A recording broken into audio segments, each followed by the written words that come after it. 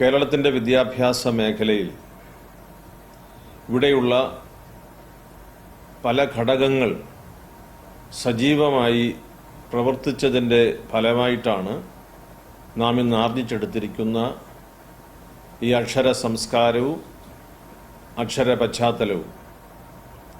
അതിൽ കേരളത്തിലെ ക്രൈസ്തവ സഭകൾക്കും മറ്റ് സമുദായങ്ങൾ നടത്തുന്ന സ്ഥാപനങ്ങൾക്കും ഗവൺമെൻറ് സ്ഥാപനങ്ങളോട് ചേർന്ന് തന്നെയും ചിലപ്പോൾ അതിലുപരിയായുമുള്ള ഉത്തരവാദിത്തപ്പെട്ട നിലയും സ്ഥാനവുമുണ്ട്. കാലാകാലങ്ങളിൽ ഇത് അംഗീകരിക്കപ്പെട്ട് പോരുകയും ആവശ്യമായ പ്രോത്സാഹനങ്ങൾ നമുക്ക് ലഭിക്കുകയും ഉണ്ടായിട്ടുണ്ട്. എന്നാൽ ഈ കഴിഞ്ഞ ദിവസം പുറപ്പെടുവിച്ച അസാധാരണമായ ഒരു ഉത്തരവിൻ്റെ അടിസ്ഥാനത്തിൽ നാം പുലർത്തി വന്ന നിയതമായ ഒരു ധാരണയ്ക്ക് വിരുദ്ധമായി നിയമന നിരോധനം വരികയാണ് എന്നത് നമ്മെ ആശങ്കപ്പെടുത്തുന്നു. ഒരു കോടതി വിധിയുടെ പശ്ചാത്തലം ഇതിന് ബലമായി വ്യാഖ്യാനിക്കപ്പെടുന്നുണ്ടെങ്കിലും അത് തെറ്റിദ്ധരിക്കപ്പെടരുത് എന്ന് പറയുവാൻ ഞാൻ ആഗ്രഹിക്കുന്നു. സുപ്രീം കോടതിൻ്റെ വിധിപ്രകാരം ഭിന്നശേഷി വിഭാഗത്തിലുള്ള ആളുകൾക്ക് എയ്ഡഡ് സ്ഥാപനങ്ങളിലും സംവരണം ചെയ്തിരിക്കുന്ന പെർസെൻറ്റേജ് അനുസരിച്ച് നിയമനം നടക്കപ്പെടണം. KCBCയിൽ ഈ കാര്യം വിശദമായി ചർച്ച ചെയ്തിരുന്നു.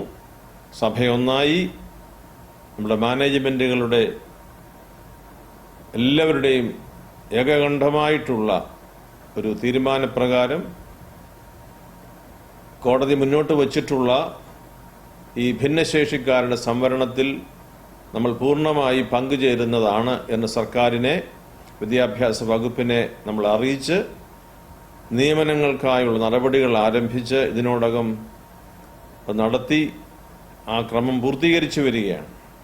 ദൗർഭാഗ്യവശാൽ ഭിന്നശേഷി വിഭാഗത്തിൽപ്പെട്ടിരിക്കുന്ന ആളുകളെ നമ്മുടെ മാനേജ്മെൻറ്റുകളിലേക്ക് നിയമനത്തിനായി അയക്കുന്നതിന് സർക്കാരിന് സാധിക്കുന്നില്ല എന്ന ഒരു സത്യാവസ്ഥയുണ്ട്. അപ്പോൾ നമ്മൾ മുമ്പോട്ട് വച്ച ഒരു പ്രത്യേകമായ ഒരു സമീപനം, ഒരു തീരുമാനം, ഇവർക്ക് വേണ്ടി ഓരോ മാനേജ്മെൻറ്റും എത്ര നിയമനങ്ങൾ മാറ്റിവെക്കണമോ അത് പൂർണ്ണമായി ഇതാ മാറ്റിവെച്ചിരിക്കുന്നു. അവർക്കുള്ളതിന് ശേഷം മാത്രമേ അപ്പോയിൻമെൻറ്റുകൾ നടത്തുകയുള്ളൂ എന്ന് സർക്കാരിനെ ബോധ്യപ്പെടുത്തിയിട്ടുണ്ട്. ഡിപ്പാർട്ട്മെൻറ്റിന് അത് രേഖാമൂലമായി കൊടുത്തിട്ടുണ്ടല്ലോ. എങ്കിൽ 2021 മുതൽ നിയമിതരായവരെ ഇപ്പോൾ സർവീസിൽ നിന്ന് പുറത്താക്കുന്ന ഒരവസ്ഥയിലേക്ക് സർക്കാർ വരുന്നു എന്ന് കേൾക്കുമ്പോൾ ഏറ്റവും ഖേദകരമായ ഒരു കാര്യമാണത്. ഏതാണ്ട് 16,000-ൽ പരം ദിവസ വേതനക്കാർ സ്കൂളുകളിൽ പഠിപ്പിക്കുന്നുണ്ട് എന്നത് നാം തിരിച്ചറിയണം. പഠിക്കുവാനുള്ള കുട്ടികളുടെ അവകാശത്തിന്മേലുള്ള ഒരു കടന്നുകയറ്റം കൂടിയാണ്. സമയത്ത് ആവശ്യത്തിന് അധ്യാപകരെ നൽകാതിരിക്കുക എന്നത് കൃത്യവിലോപമാണ്. മാത്രവുമല്ല, എയ്ഡഡ് സ്ഥാപനങ്ങളുമായി സർക്കാരുണ്ടാക്കിയ ആ ധാരണയ്ക്ക് വിരുദ്ധമാണ് ഈ നടപടിക്രമങ്ങൾ. മതന്യൂനപക്ഷ സ്ഥാപനങ്ങൾ എന്ന നിലയിൽ കാലാകാലങ്ങളായി നമുക്ക് ലഭിച്ചിട്ടുള്ള നിയമാനുസൃതമായ ഒരു സ്വാതന്ത്ര്യത്തിൻ്റെ മേലുള്ള കടന്നുകയറ്റം കൂടിയാണ്. ഇത് അത്യന്തം ഖേദകരമായ ഒരു വസ്തുതയാണ്. ഇവിടെ എന്താണ് ഇനി അവശേഷിക്കുക? നിയമനത്തിൽ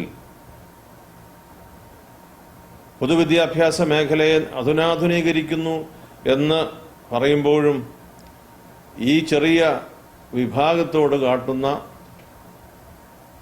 അധ്യാപകരോട് കാട്ടുന്ന ഈ ഒരു അനീതി അത് ഉടനടി പരിഹരിക്കപ്പെടുക തന്നെ ചെയ്യണം. ഈ വിഷയം ബന്ധപ്പെട്ട സർക്കാരിൻ്റെ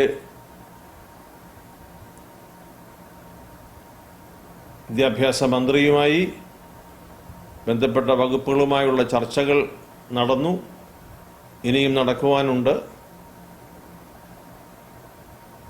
സമാന ചിന്താഗതിയുള്ളവരുമായും ഈ നിയമന വ്യവസ്ഥിതിയിലെ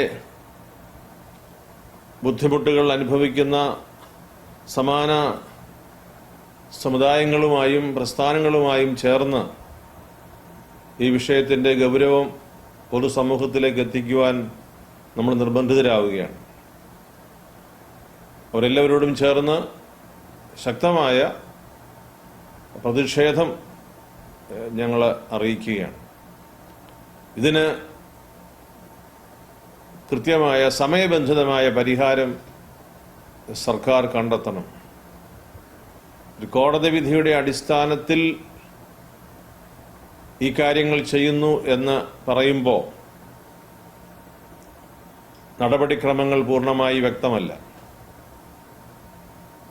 ബഹുമാനപ്പെട്ട കോടതിയോട് ഈ കാര്യത്തിൻ്റെ വിവിധ വശങ്ങളെക്കുറിച്ച് എത്രമാത്രം ബോധ്യപ്പെടുത്തിയിട്ടുണ്ട് എന്നുള്ളതും ഒരുമിച്ച് പരിശോധിക്കേണ്ടതാണ്.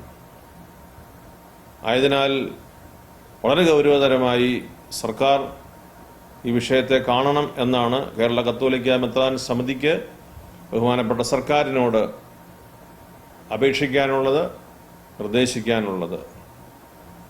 ഇത് സമയബന്ധിതമായി പരിഹരിക്കപ്പെട്ട് ഈ വിഷയത്തിൻ്റെ ഗൗരവം മനസ്സിലാക്കി സർക്കാർ പ്രവർത്തിക്കണം എന്നത് ഈ പൊതുസമൂഹത്തിൻ്റെ ആവശ്യമാണ് എന്നതുകൂടി അറിയിക്കുന്നു. ഈ വിഷയം പരിഹരിക്കപ്പെടുന്നതിന് നിശ്ചയദാർഢ്യത്തോടുകൂടി പ്രവർത്തിക്കാൻ ബന്ധപ്പെട്ട അധികാരികൾക്ക് ഇടയാകട്ടെ. ശക്തമായ പ്രക്ഷോഭം, ശക്തമായ പ്രതിഷേധം സഭയുടെ ഭാഗത്തു നിന്ന് സമാന ചിന്താഗതിയുമായി പോകാവുന്ന സമുദായങ്ങളോട് ചേർന്ന് തന്നെ പൊതു സമൂഹത്തിലേക്ക് ഈ വിഷയം ശക്തമാക്കുകയാണ്.